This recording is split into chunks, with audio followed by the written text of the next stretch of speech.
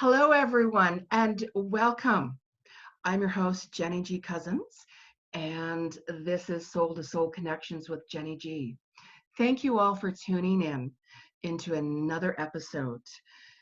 If you would like to see all the shows or any upcoming shows, make sure that you subscribe to my YouTube channel to get updates on more exciting episodes soon to come. You can also catch me on Facebook, Twitter, Instagram under Jeni Cousins. So now today is St. Patrick's Day, March the 17th. And it's such an amazing day and perfect day to have this interview. So today's show, I am dedicating it to my dad, Bob Cousins, also known as Father Bob, and also to my dear friend Caron Ruddel Watters. May their souls rest in peace. And I'm sure, without a doubt in my mind, that they are truly with us now. So, of course, St. Patrick's Day, I am doing this interview with my friends from Northern Ireland, where I met them, where I was living, and they're so much fun and so awesome. Now, please welcome everyone, Ghost Searchers Ireland, with the Paranormal Investigation Team. Hello, everyone. Hello, Jeni. Hi, Jeni. How is everyone doing? Good. Yeah, we're all fine so far. So far, crossed. yes. And on St. Patrick's Day, what a perfect day is this, right? What better day would you like to do an interview on St. Patrick's Day? And so. Yes. So can you all, just for the viewers, can you give your names so we all know who is on the team and who we're talking to? Well, me first, sorry. Sorry, guys. As you can see, this isn't rehearsed. My name's Gavin Heaney. And I'm Shirley Moore. And I'm Gary Watters. Yes. And now, being St. Paddy's Day, is everyone having Baileys in their coffee, or? I wish I had to drive to get here, so unfortunately not. We're just having normal coffee. Yes. After this interview, maybe we might have a wee. My tipple of choice would be Guinness. Yeah. Well, I wore green, and I'm just actually drinking water myself. So I know that St. Patrick's Day, of course, just before we start off, basically, I know the celebrations over there in Northern Ireland is different than what, let's say, Canada or the US or maybe even some other countries might do. How long do the celebrations normally last there? And what normally goes on? Ice parties. Sadly, with this virus that's worldwide, everything's been put on hold. Yes. But there'll be a lot of house parties. Normally there's parades and Fruits. Great gatherings. Yeah. They really know how to celebrate it. Yeah, I know. Yeah, there's usually lots of street parties in the centre of Belfast. Mm-hmm. Sometimes, again, given the situation that's particular in Northern Ireland, things can get out of hand. But by and large, it's taken in good form. As Shirley said, unfortunately, with this mad coronavirus now, everything has been cancelled, so there was nothing like that today. Yes. But I'm sure there's plenty of house drinking going on. Behind the scenes. Behind the scenes, yeah. As far as how long it lasts goes, it kind of all is just crammed into the one day. It's not like a week-long festival or anything. People just use the excuse to go daft for 24 hours.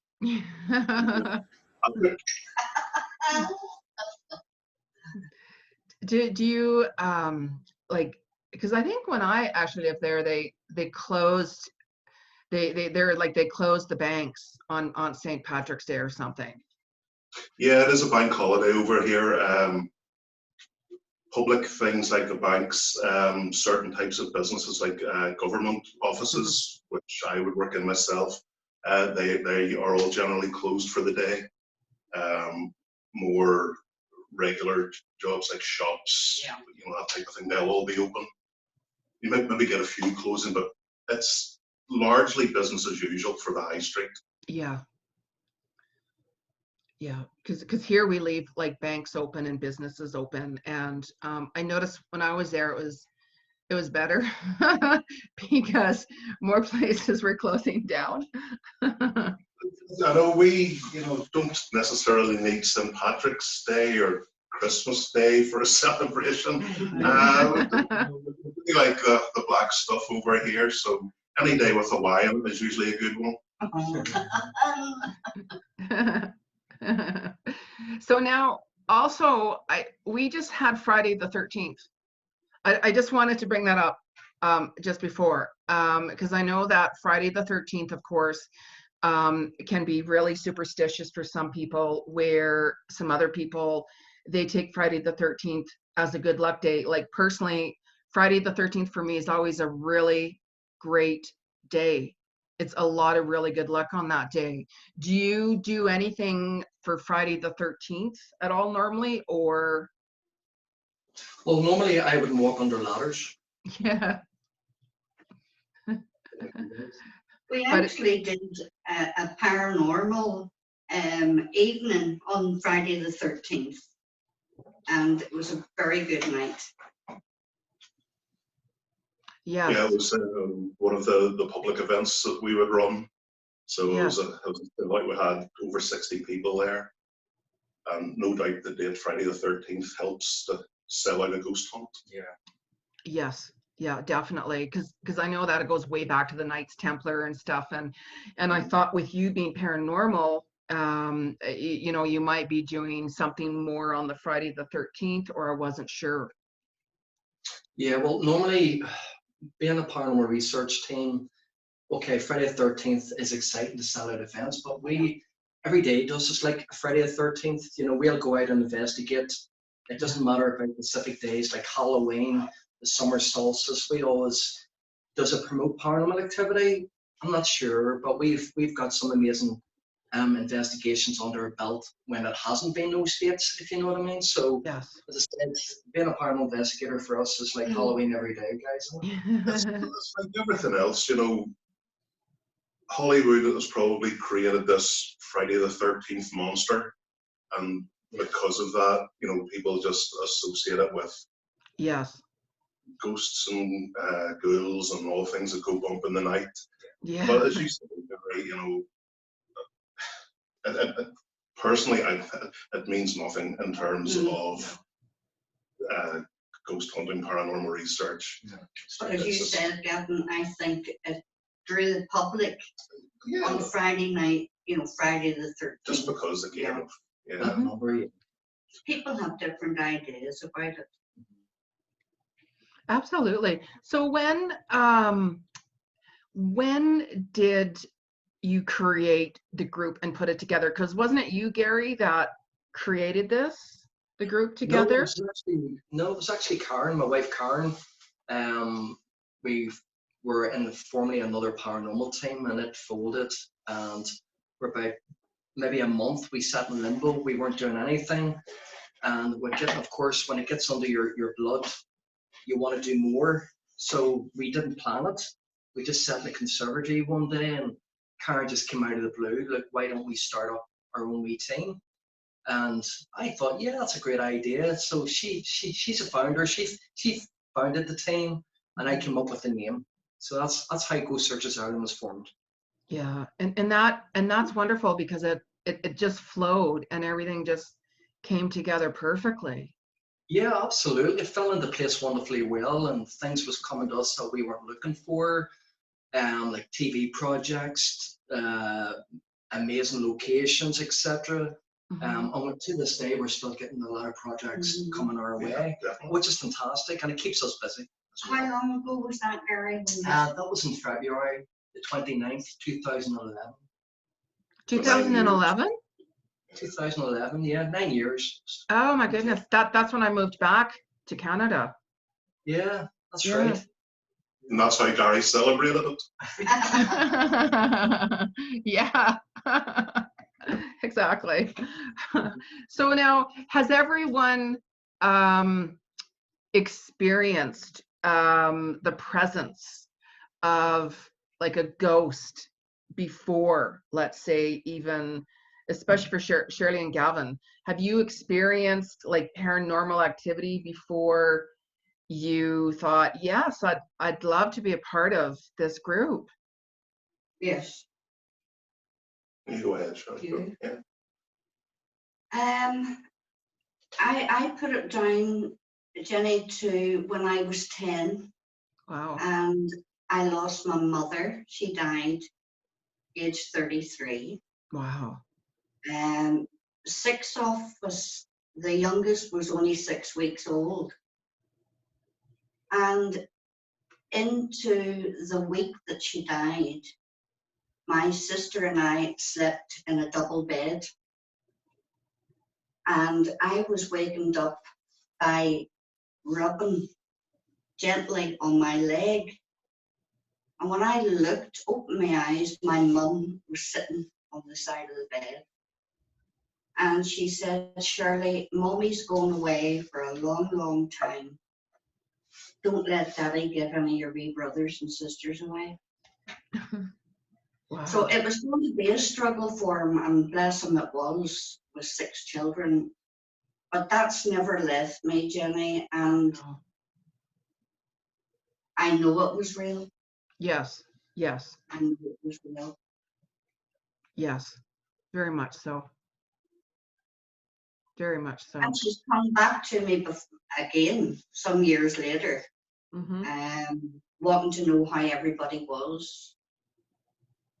So that got me asking questions, Jenny. Yeah. Yeah.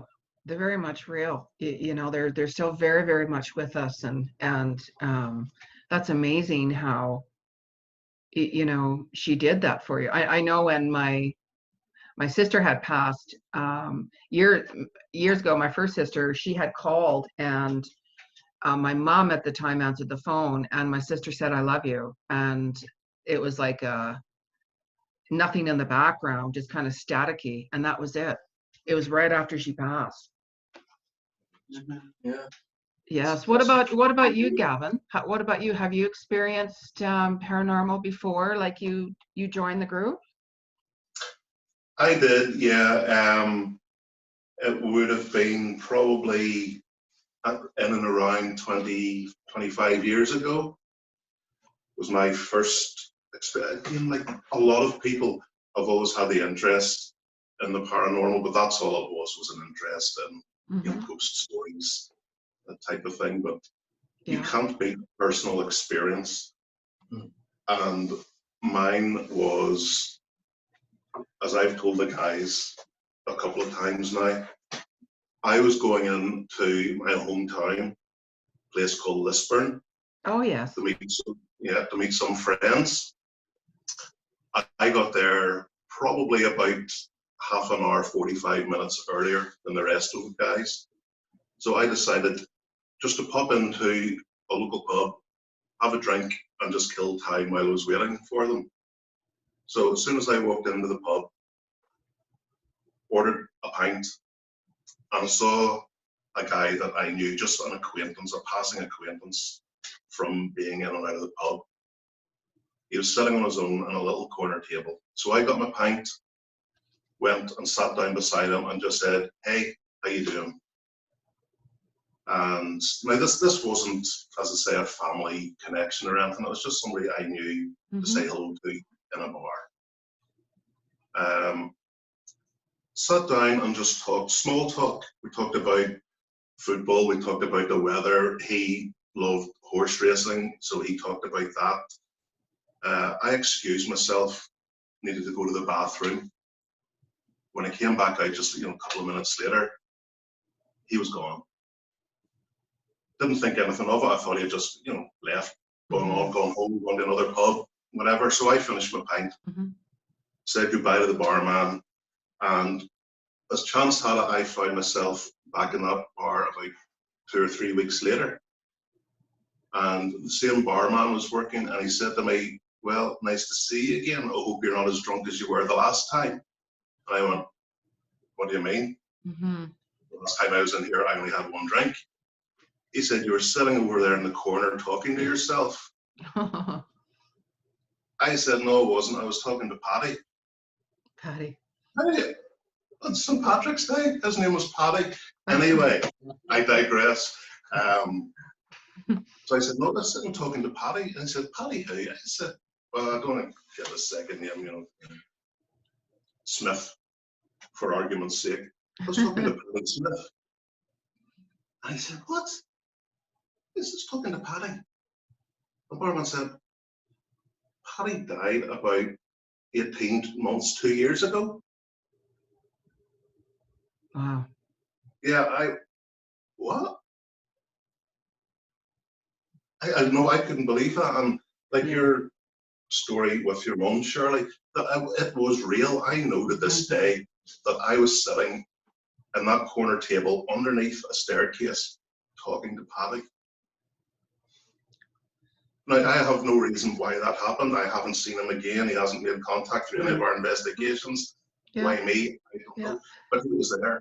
Yeah. But you're talking about it years later, Paddy on St. Patrick's Day? Yeah, I mean, how coincidental is that? Well, see, that's what I'm saying. Like when I know that's what I'm saying, because when Gary said, you know, you guys are available, I'm like, oh my God, like of all days. And now this story, see, there's no such thing as coincidences, Gavin. True. Yeah, true. That's I so love amazing. I love both your stories. They are very, very to yourselves, and it's Mm. something you've never forgot. You've carried with you every day. It's really sweet. But that being said, even with that experience, it probably, as weird as it was, it probably lessened a little bit in the memory over the years. Until today. Until today. Yeah. Being St. Paddy's Day. Yeah, exactly. But even with that, it still took me a long time to become actively involved with the paranormal. So. Wonderful. Wonderful. So out of the locations that you have investigated, what is your favorite location and why that you've done? Personally, it was the Crumlin Road Jail for me. Oh, wow. Yeah. Not so much the jail part, but I've had quite a few experiences in the hospital end. So I loved it. But sadly, we're not doing the Crumlin anymore. We're venturing out. But it holds dear to me. Yes. Yes. Like, yeah, for me as well, it would have to be the jail, the Crumb, as we call it over here, it's referred to. That was my first investigation with GSI. Mm-hmm. And that was actually on a Friday the 13th, 3 years See? ago. It's all connected. It's all tied together, yeah. Oh, this is awesome.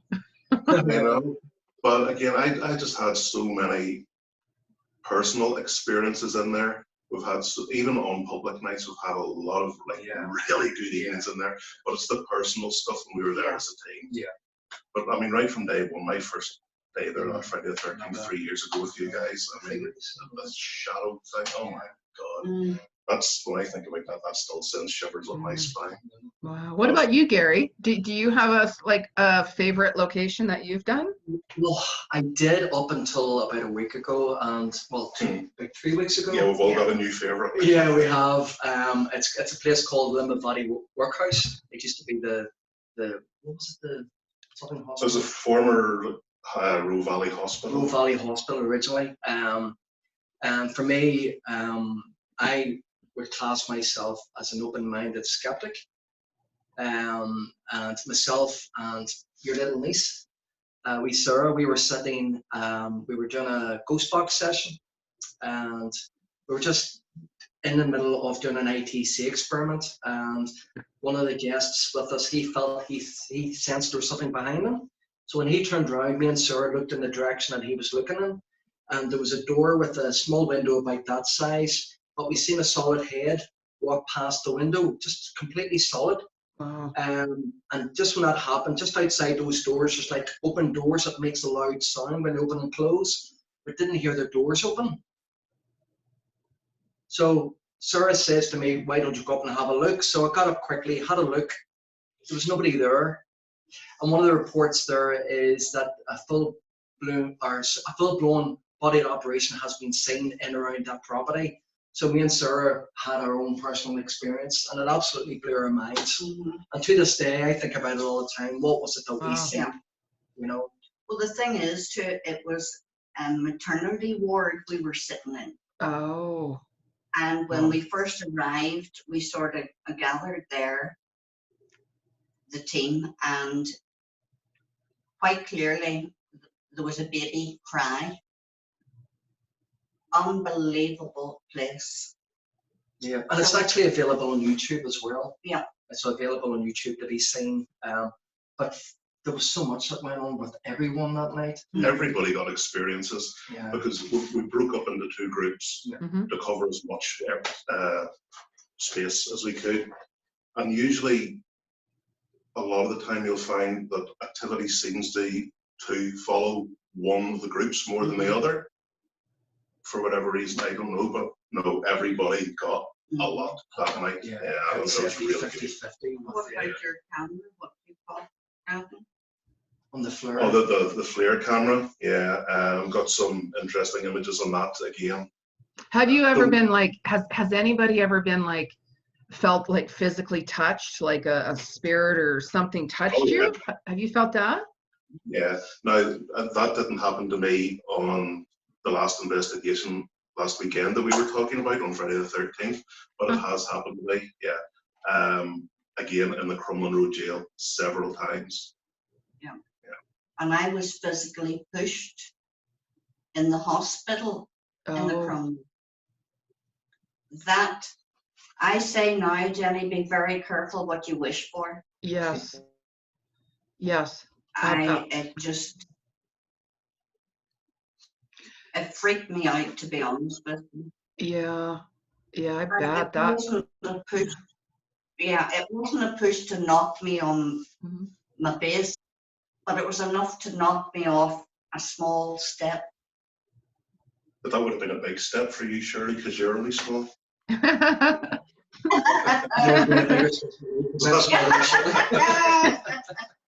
Have you ever smelt like bad smells, like rotten eggs, as you're doing an investigation?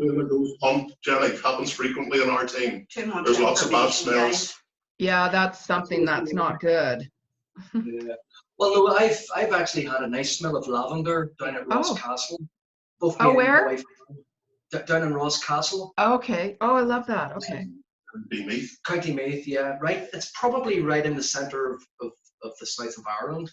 And I smelled it so strong that night, and Caron never smelled it, but the next night she smelled it, and I didn't smell it. So again, sometimes personal experiences is better than gathering evidence and capturing amazing evidence. Lavender's very, very popular because the other Gavin that was in the team, him and I both picked it up. Yeah. And there was herbs on the windowsill in the castle. And we double checked them, but nothing. And as quick as the lavender, you could smell it, it was away. I know, like, when I was living there, I don't remember where it was, mind you, but I always remember, like, we were driving, it was down by the coast, and it was so beautiful because there was a field of lavender. Oh. Lavender field. I don't remember where we were at, but it was beautiful. Yeah. Could be anywhere, really. That could be, can't think where that would be. Yeah. Was that north or south, Jenny? I'm actually, I don't even know where we were actually, but I remember that, you know, I was told, you know, look at all the lavender, and it was beautiful, and you could smell it, you know, it was just, I'm like, oh, I wanted to stop. Of course we didn't, but it was beautiful. It's one thing I don't get. I've had it one time, again, for no obvious reason, was the really sweet smell. I've never had the bad smell that everybody refers to as being, you know, demonic Well, or sulfur. evil. Sulfur, I think we smelled that one night. Yeah, that's like bad eggs. That's like rotten bad eggs. Yeah, that might have just been my Guinness book, Shirley.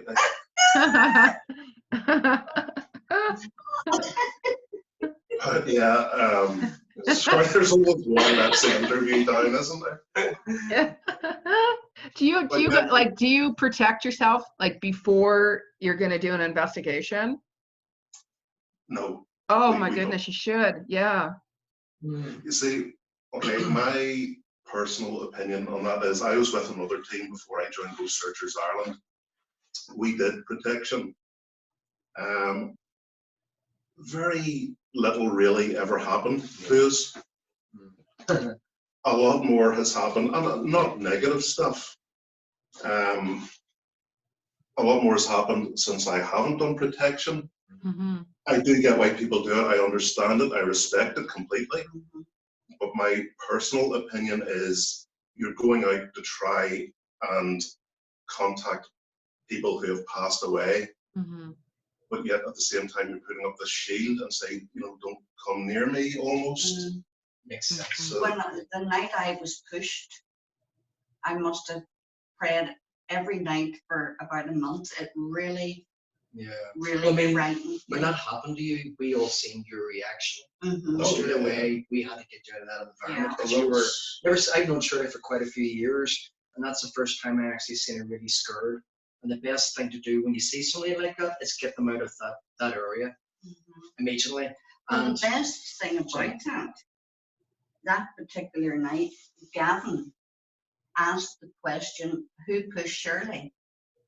Yeah. And it came through Dr. Dan. Now we're in the hospital. I'm sorry. Yes. And then you asked, why did you push Shirley? And that's when it came back and said, I'm sorry. That was through one of the spirit boxes. Yeah. Mm-hmm. Very, very clear. The thing is, you can't look up the history, Jeni, of the Crumlin jail. I dare say if you made a good lot of inquiries, you could, but you can't find anything on the internet to see if there was such a person, Dr. Dan, or... Yeah, all personnel, Yeah. all staff records, all prisoner records are locked down. non-void. Yeah, they're not accessible. You can access the history of the building to your heart's content, but any personal stuff, no. No, yeah, because you never know, you know, what you're gonna get anyways, of course. I mean, I do house and spirit clearance myself, and I personally protect myself before going in. You know, that's just me, but that's why I ask, because everybody, of course, you know, they handle things differently. Have you ever felt like nauseated or like really dizzy or sick when you're doing an investigation or after it at all? Again, for me, sort of one ironic thing was when I was in my last team, I'm convinced to this day that I had what was a very negative energy attached to me for a period of several weeks after an investigation. And it was ironic because that was the time that I was doing protection. Mm-hmm. And it was a horrible feeling. I am convinced there was something with me. Yeah. Basically 24/7. Yeah. I've never experienced anything like that since, and we're now not doing protection. I don't know. Don't have any issues. Wow. So when like you're like bringing in, you know, like new people to be on the team, how long does it normally take to train somebody to do an investigation? We're very specific who we look for and what we're looking for in someone. It's somebody that brings something different to the team. Yeah. And but normally, depending, every individual is different on their abilities and how they work within the team as well. But we would normally give it probably between a 3 to 6 month trial period to try them out, to see, one, do they like what we do, and do we like what they do? Yeah. And see, do they bring that different element to what we're looking for within the team as well? Whenever like you're doing investigations, do you talk to the spirits or the ghosts? Like, do you say anything? Like, can you give me a sign? Can you like, do you do anything like that or? Well, what we started doing recently is, you know, we believe as a paranormal team is show them respect and you'll get it back tenfold. So when Yeah. we walk into a location that we haven't been before, we will introduce ourselves and they will ask, you know, because we're strangers to them and we break it, knocking down that barrier, they know who we are. So it just gives them a wee bit of more maybe approachable to who we are. So it gives you that connection.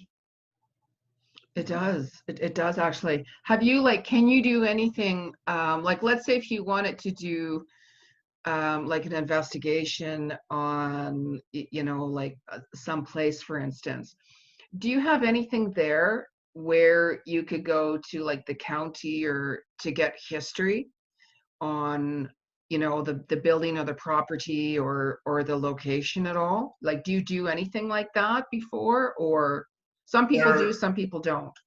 yeah, there are obviously the the usual routes, the internet, local town halls, libraries. We tend to do, and then of course obviously local folklore as well regarding the location. We would tend to do a minimalist research, and I think we probably prefer, we like to get specific dates, Yeah. maybe a couple of names connected with the place, but no more than that, because I think, I don't know if we've actually really discussed this one. We're to say, I think we agree. I don't know if we agree. Oh, we have actually very That- briefly. Yeah, that if you know too much, then during your experiments, it's power of suggestion. Yeah. You know, you think Yes. you can maybe hear something that you're straining to hear, you want to hear. So Yes. Mhm. that's what we tend to go in, not fully loaded with information. Have you ever investigated the Belfast Castle? I haven't, No. not in my time. No. The reason why I'm asking you is before I had moved over to Northern Ireland, I was there before and I was on a tour and we stopped at the Belfast Castle. So I went in, we were like only on a certain time we were allowed there. So I thought I wanted to explore and I really didn't know what I was doing. So I kind of left the group and went on my own. And I went in the elevator, the lift, and it brought me down to like the dungeon area is what I was feeling. And like, oh my God, the energy I was picking up there was just like, oh my God, I was by myself. And then I had a hard time getting the lift. It wouldn't come down, it wouldn't open the doors. And I got stuck in that. And then like when I finally made it outside, everybody was on this tour bus waiting for me and I held everybody up and I'm like, I know, but I got stuck in the dungeon. They're like, what are you talking about? Yeah. A lot of those places now, Jenny, the likes of that Belfast Castle, it's all business now, regard wedding venues. Yeah. So it's extremely hard to get into some of these places. Mm-hmm. I've actually never been in Belfast Castle once, but that was Beautiful. for social function, Yeah. so Yeah. that was to do with paranormal. Yeah. But it is an amazing place. It's fantastic. Oh, I it's was- superb. It has a wow factor Yeah. about it, so it has. You've never been there, Gary? I was there once at a wedding, so Okay. many years ago. Yeah, it's just beautiful. It's Like beautiful. Now, are you only doing investigations in Northern Ireland, or do you like go like let's say to like England or Scotland or other parts? Yeah, we've had the pleasure of, when we first started, it was mainly in Northern Ireland. Mm-hmm. And then we decided to venture down further down the south of Ireland to places like Lip Castle, Kennedy Castle, there was Markree Castle, a lot of castles. And we were the first paranormal team ever in history to do the Haunted Triangle. So that was an amazing experience. And then from there, about a couple of years later, then we had decided to travel to England to investigate, I think it was Chillingham Castle. which is very well known all over the world to be Mhm. reportedly haunted. Also the Castle Keep down in Newcastle.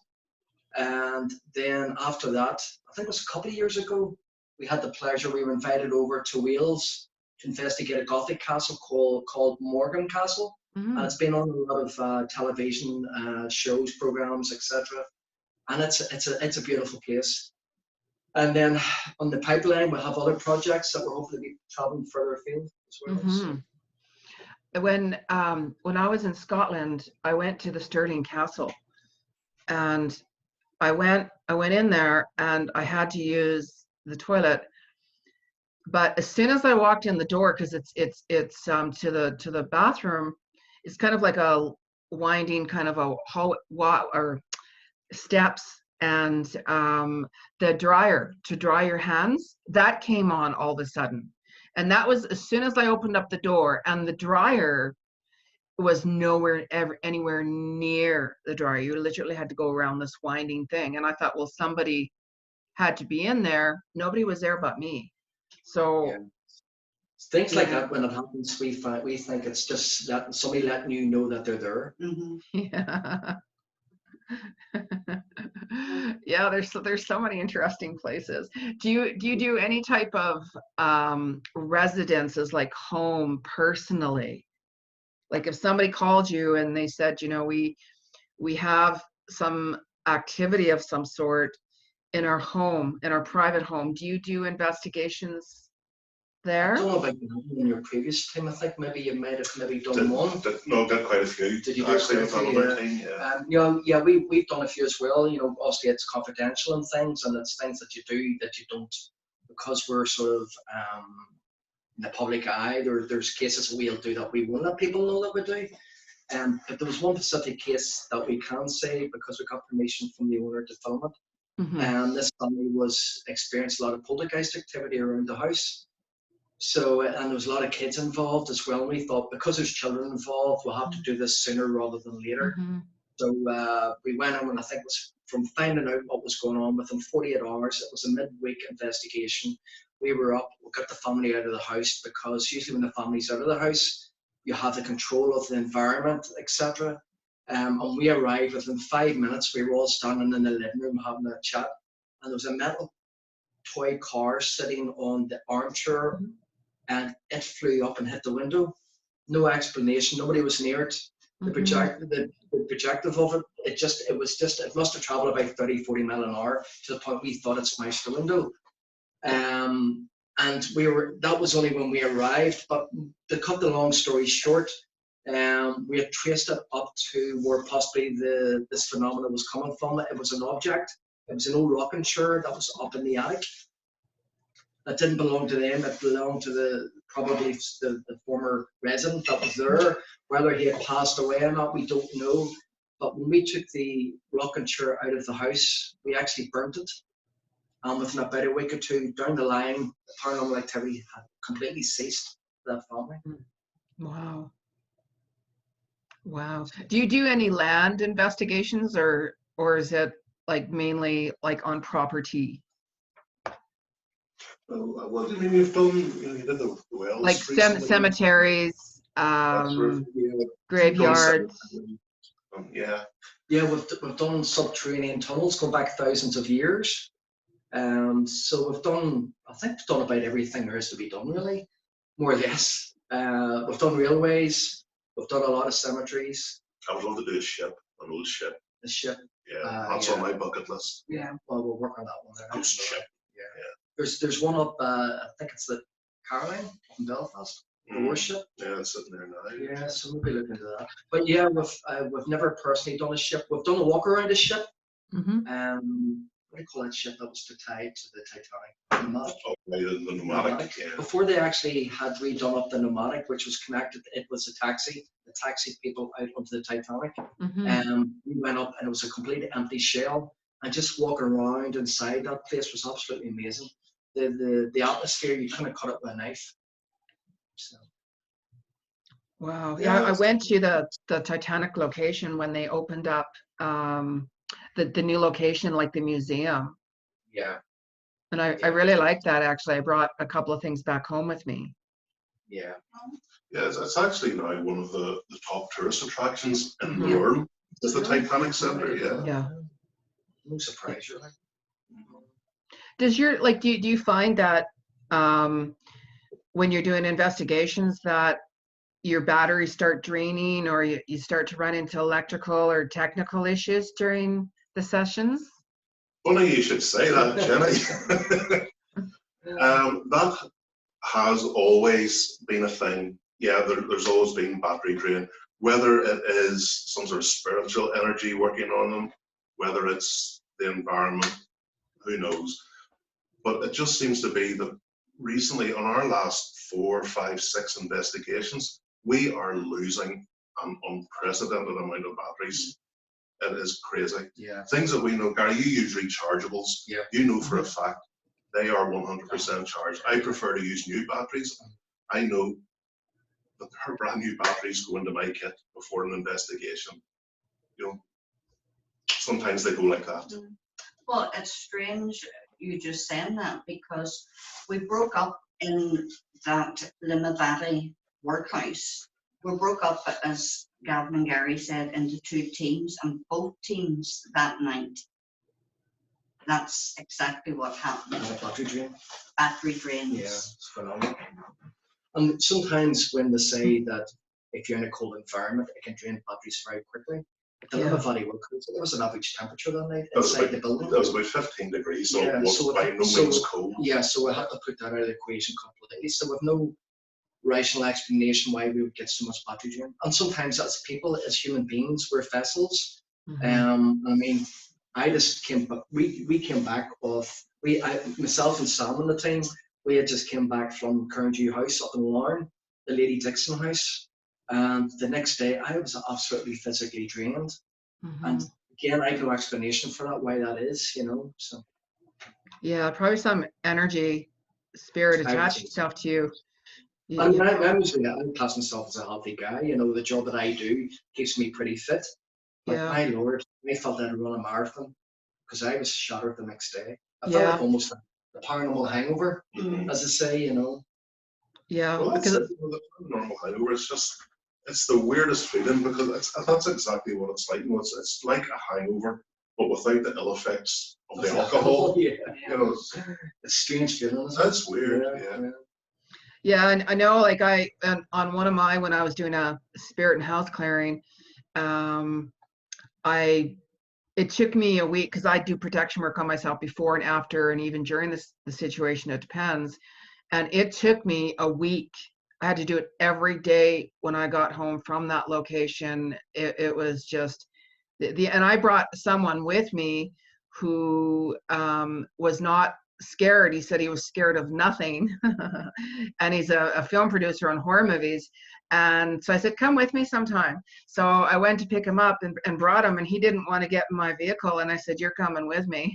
So when we walked into this house, because it was only in the one room, he walked in there and he got so freaked out, he left within 5 minutes. Right. So it was like a poltergeist situation. So it was just like, really, I don't want to go through that again. It was not good, you know. But That's certainly one of the kicks that I get out of doing this, is when we do have members of the public with us. Frequently, you'll get people before the evening starts coming up to you and say, listen, she just dragged me along to this. He just dragged me along to this.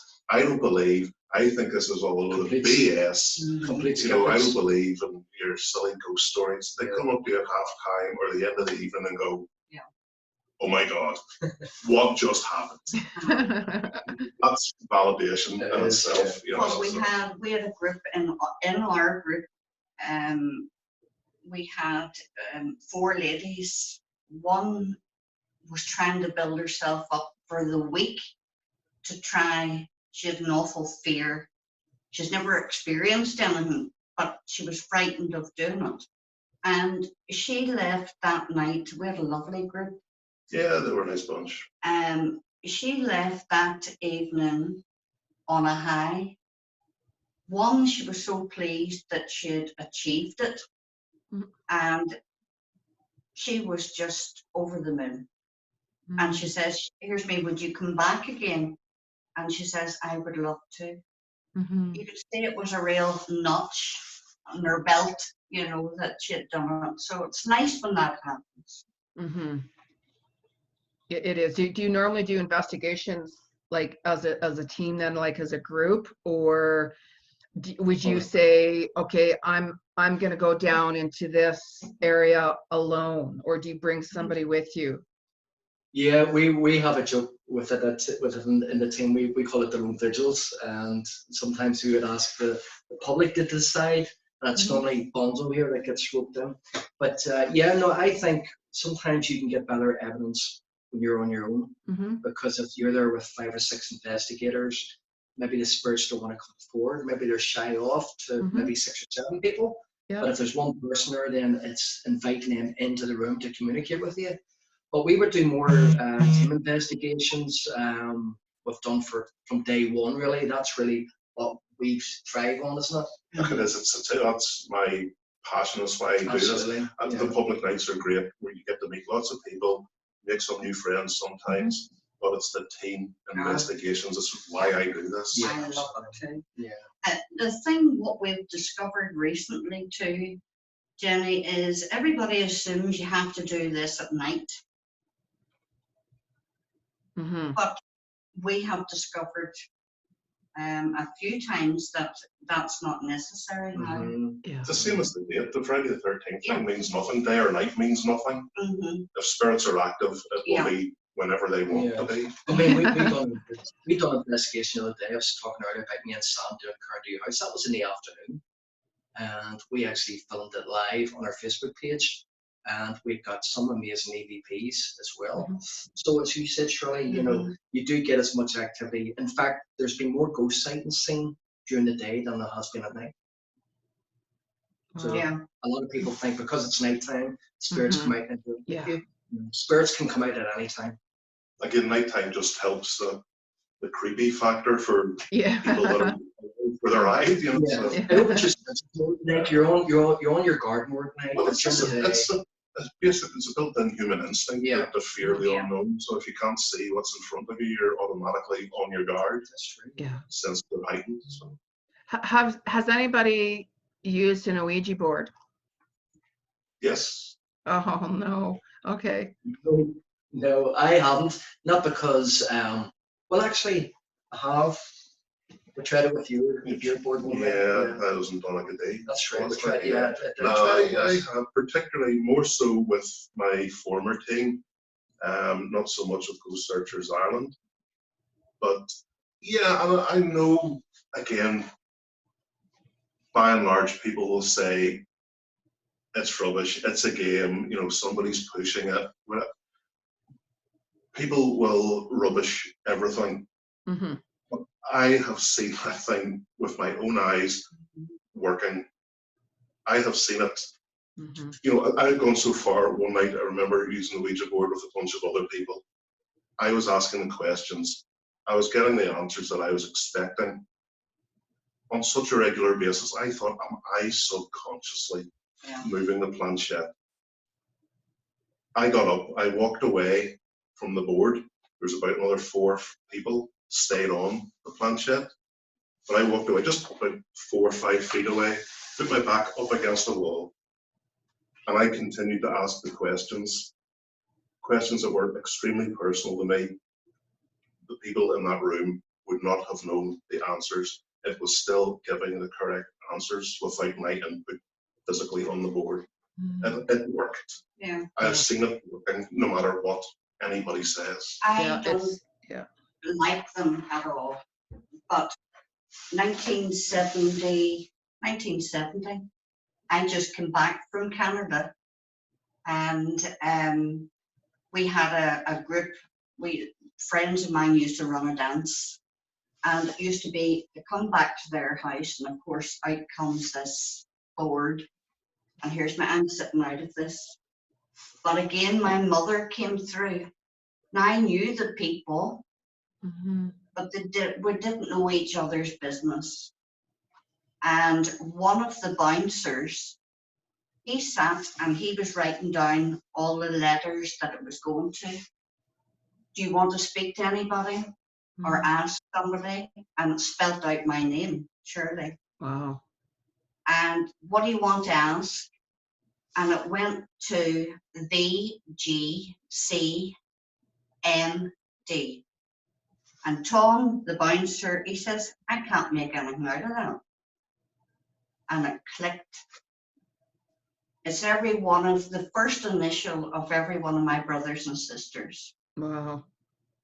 And it was my mother saying, how is Valerie, Gary, Colleen, Mark, and David? Wow. But I personally don't like them. Yeah, I won't. I used it once, and that was many, many, many years ago, and I won't ever use it again. No, we won't go there now. Yeah, no, I can understand people's view on it, but again, and it's all about personal opinion, and mine happens to be that the Ouija board is just another tool. It's no more dangerous, I don't think personally, than using a ghost box. You're inviting an entity to come forward and communicate with you. It doesn't matter what sort. Again, Hollywood has a lot to answer for with the Ouija board. Yeah, I agree. You know, I it's, agree. if Hollywood had picked on one of those things, then it would be the ghost box, would be the great demon. Yeah. But Really? but the chances of using the board is 9 times out of 10 in somebody's home. That's what worries. That's a problem. Yeah. Yeah. That's a problem. So what, just so the viewers know, there's who don't know, there's also a Hollywood in Ireland.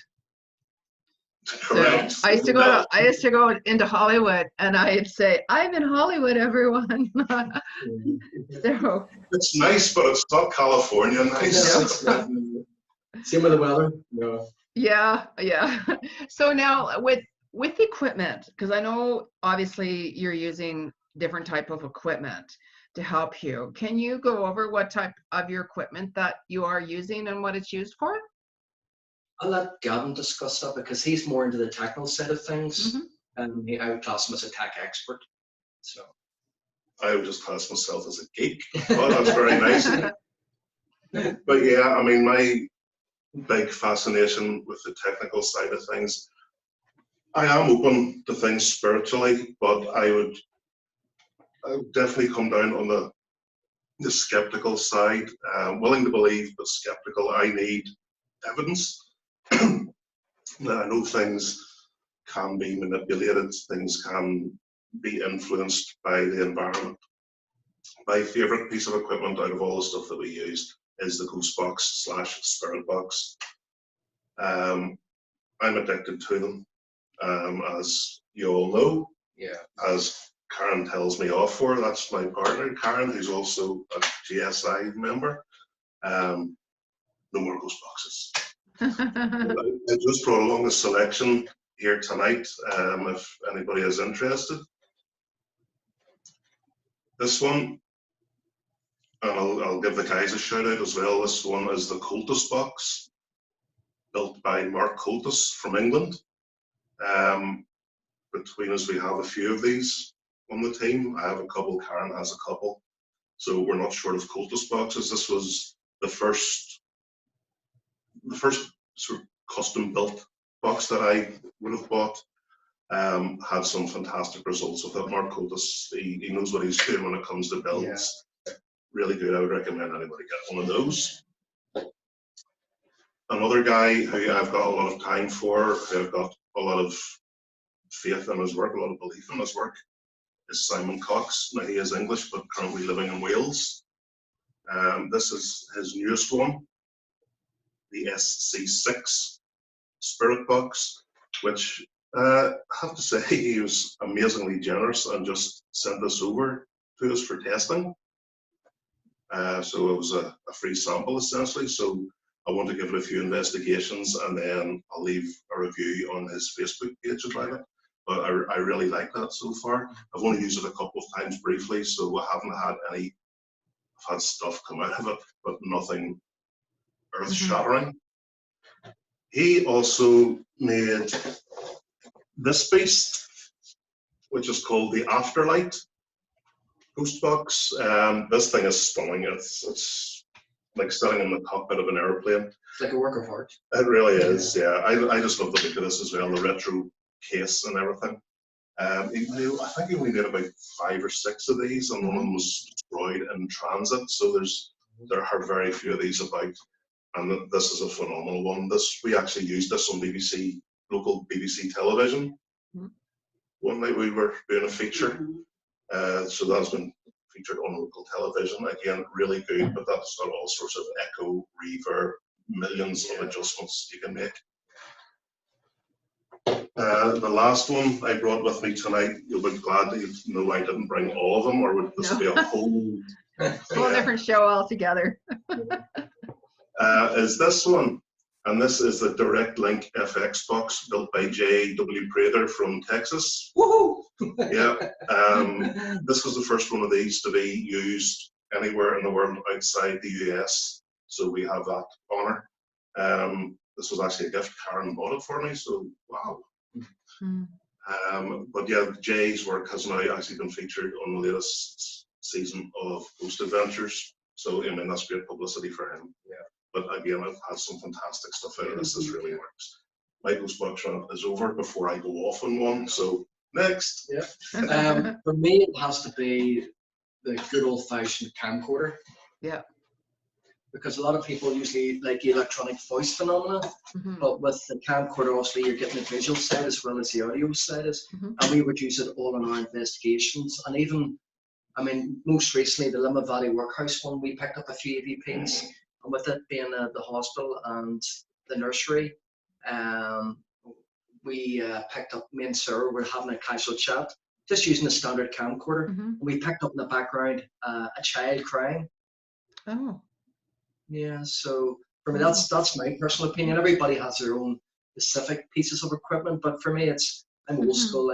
I'm a bore. I just like the old-fashioned cellular. I agree totally with you, Gary. The camcorder is brilliant, and the camcorder used to absolutely fascinate me, and it still does. Yeah. Identifying these things. Oh yeah, it's another completely something different. But I think if I had to go into a hunt with one piece of technology, if I could only pick one, it would be a full vision camcorder.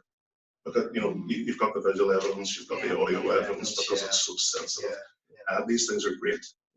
And don't get me wrong, I mean, doing EVPs, electronic voice phenomena, using voice recorders, a lot of it, 99% of the time, it's actually static. It's people rubbing their hands up and down on it. It creates a static. When it comes through, when you're doing an audio recording, when you hear somebody will say, "Oh, that's it, Edward," but in fact, it's just static. So but we do, the very rare occasion we will get a Class A EVP, very, very clear of a voice coming through. Is it coming through on the other side? We don't know, but these seem to be very popular, and to this day we still use them as well on some private cases as well. See, there's quite a few teams also using cameras and taking Spectrum cameras. Yeah, I've got a full spectrum camera which I don't use, and I should use. Wow, how Oh, yeah. But I mean, there's so many pieces of equipment we could be here. We're very technically minded. I mean, Exactly. if we brought it all in, we would have a giant bus to fill because we've got a selection. I mean, we have a large speaker that does a vibration experiment. Like the vibration bowls, Jenny, you would know the vibration bowls. Using the vibration to communicate with the spirit world. We do it more scientifically through an amplification through a large speaker through certain frequencies. And there's, I mean, we've got the phonograph machine, the electronic device, the coffee maker, as Sarah called it. it's a big device like this. It's like a Tesla machine. That's what it is. It's a Tesla coil. Yeah, that's what it is. But Sarah, she actually thought it was a coffee machine. Go over. Wow. So if How many viewers do you get, Jenny? Because now everybody knows that. So if you were given one location that anywhere on this planet where you could investigate, where would it be and why? Wow. Yeah. I have one, but I'll let you go first. I would like to do the dungeons in Scotland. Yes. In Edinburgh, something like the vaults. Yeah. Edinburgh vaults. my niece got married last year, and her hen party, we went there and we were taken down. We got a tour, and the atmosphere in there, the place was electric. Electric. And the guy that was taking us round was giving you a bit of history, and it was atrocious under the circumstances that those people lived in those rooms. Horrendous. So if you didn't get anything in there, Jenny, you'd get it nowhere. Yeah. It was fantastic. You see, this is what we like too. I personally love to hear the history of these places you go into. Yeah. I've never seen so many interesting places from a joint GSI. Love it. I think that is such a massive part of what we do as well. Yeah. It's not just, you know, the fun, the excitement of Yeah. the actual investigation. It's the fact that such a small group of people on so many occasions are given unrestricted access to these incredible buildings. Yeah. You know, sometimes there's a fee involved, fine, that's up to us to pay that. But you just can't be, you know, it's very, very different, 6, 7, 8 of us going in as opposed to being on a tour with 50 or 60 people. Oh yeah. Oh yeah. You know, Yeah. and at night. Yeah, I know. From Mount Gavin, See, I was hoping you'd forgotten about that question. Oh my God. I know you said only one. we don't actually know this, so this is a good question. Either Alcatraz or the Paris catacombs. Good choice. Yeah, very good choice. Yeah, brilliant, actually. For me, it would have to be the Amityville House. Oh yeah. Just the fact that I grew up listening to stories about it, and it's always been in the back of my mind. Was it fabricated by Hollywood? Of course, the Warrens was there, and people say the Warrens this and the Warrens that. But the only way you're going to experience it is do it yourself. So who knows? Maybe one day. But the good thing about England, Scotland, and Ireland, I don't mean this disrespectfully, but the history, yes. Yeah. The history. Yeah. I hear you. A lot of the places haven't been tampered with. Yeah. You know, what you're seeing That's what you get. is what you get. Yeah. Yeah. I agree. And to have so much history on your doorstep for us, I mean, Ireland compared to America is tiny, as you know, Jenny. I mean, if you just travel to the bottom of Cork or somewhere like that, what's 4 hours in the car? So we have all this history on our doorstep, which Ireland is reported to be one of the most haunted countries in the world. Oh yeah. For us, One it's of the most ancient as well. Yeah. it's paradise for us, really, you know, to have it here. So.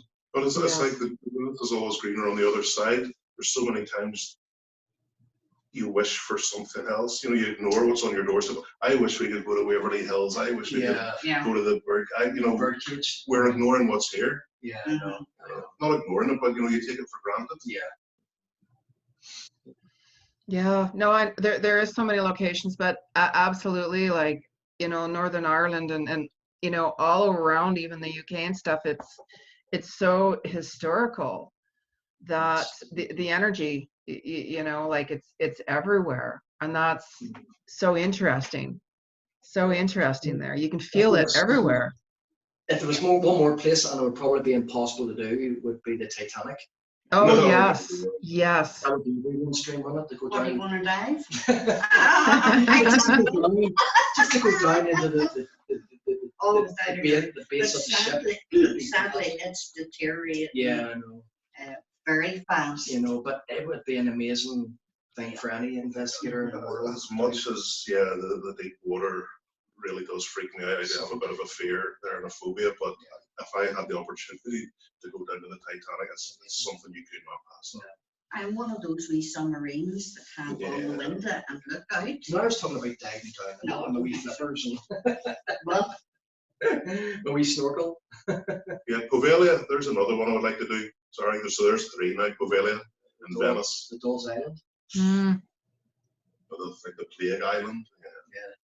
Oh, you never know. You never know, right? You could end up doing that all and more. You know what I Fingers mean? crossed. Yeah. I mean, we're up for anything. Yeah, absolutely. Yeah. We have the opportunity to do some of the locations that we've actually talked about. Yeah. That's in the pipeline at the minute. It's one of our projects. So Yeah. fingers crossed, touch wood. No, Yeah, it's just- absolutely. I mean, you never know. I might come up there and go on one of them with you. That'd be a lot of fun.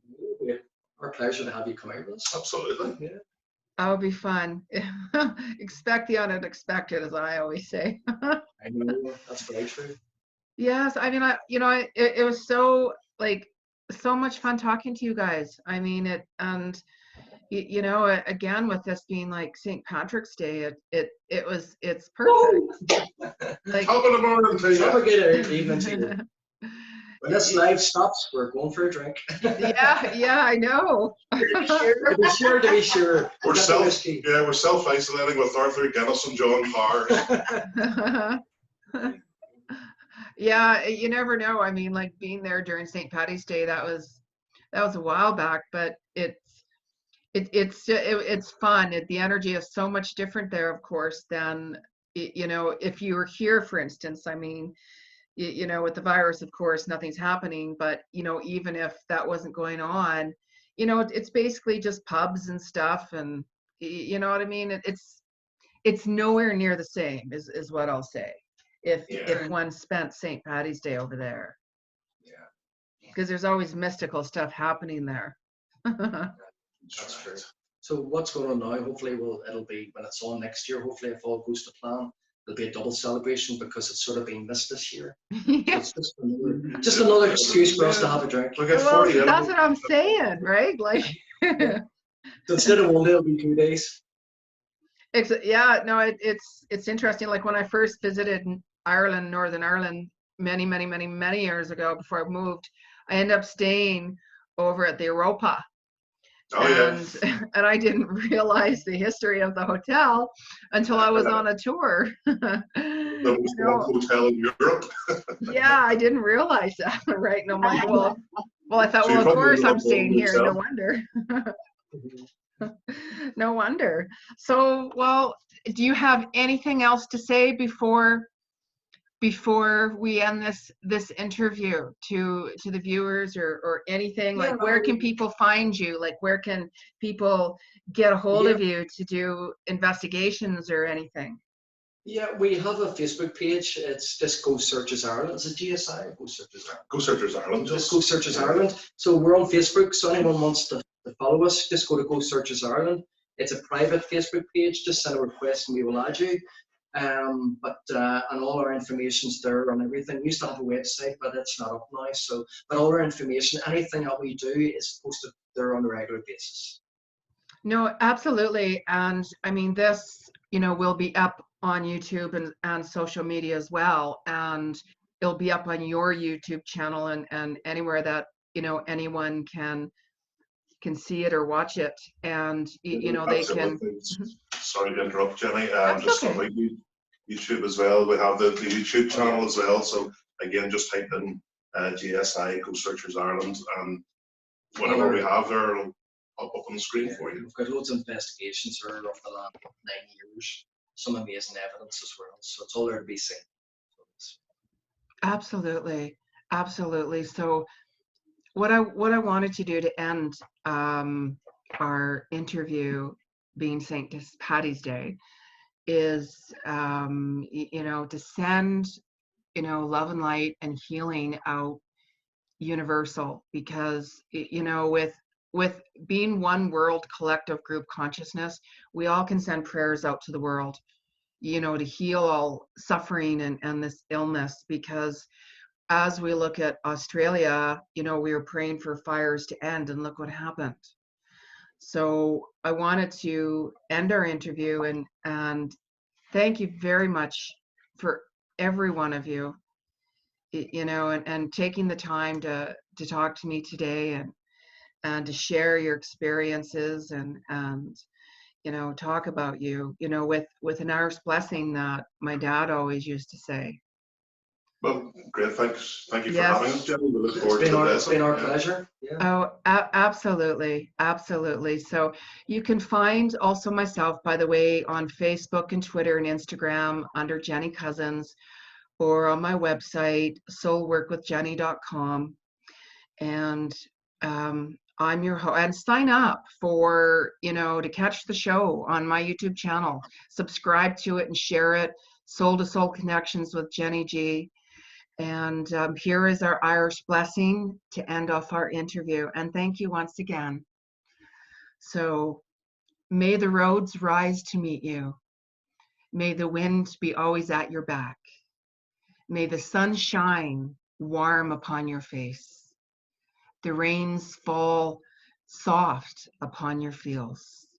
And until we meet again, may God hold you in the hollow of his hand. Thank you, everyone, again. Namaste.